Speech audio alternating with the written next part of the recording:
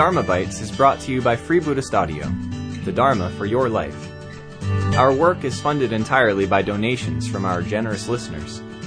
If you would like to help us keep this free, make a contribution at freebuddhistaudio.com/donate.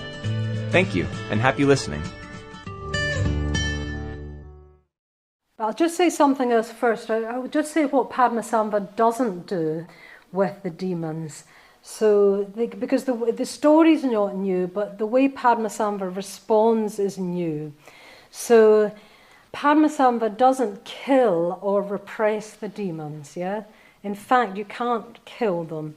You can't kill them, or you'd be killing part of yourself, as it were. So, he doesn't try and kill or repress the demons. He doesn't suppress them either. I think, I need to think about this a bit more myself, but I think even he doesn't sort of deal with them by sort of religious means and the way we usually think of religion. It's interesting that Shantarakshita is this scholar and revered teacher, but he doesn't know how to work with the demons, yeah?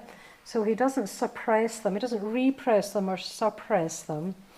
He doesn't get sentimental about them either. That's quite important. Apparently there's this sort of almost syndrome. I don't know what you call it. I was reading about it in a book by John Burnside, the poet, where it's a real thing where people like actually climb into the cages of animals at the zoo, like lions and stuff like that, and think they're going to be my friend. Anyway, it always goes horribly wrong, suffice to say. So, do you see, he's not sentimental about the demons.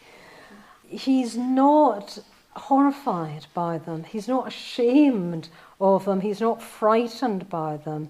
He's not fazed by them. He doesn't think something's going wrong, yeah?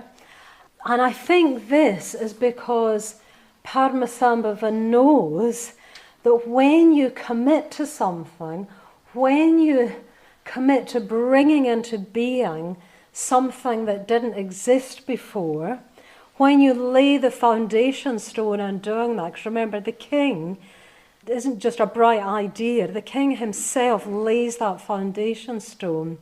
You raise the demons. That very act raises the demons, rouses the demons, yeah? In other words, all those buried forces, all those sleeping forces, you could say, waken up and are roused. In fact, it's only, I think, the more I've sort of tried to practice, the more I've come to believe as a truth that it's only by committing yourself that you awaken those demons, and those demons are part of you, yeah, of me. So that means that it's only by committing yourself that you really know yourself. If you don't commit yourself, you don't know what you're made of, When you do commit yourself, something that was sort of asleep within you actually takes interest and wakes up, and you've got a chance to get to know it, yeah? In other words, you've got a chance to get to know yourself properly. More and more, I've realised, and I think the importance of continually committing oneself. I think in order to commit yourself, you've kind of got to grow up, haven't you? You've got to go beyond childhood.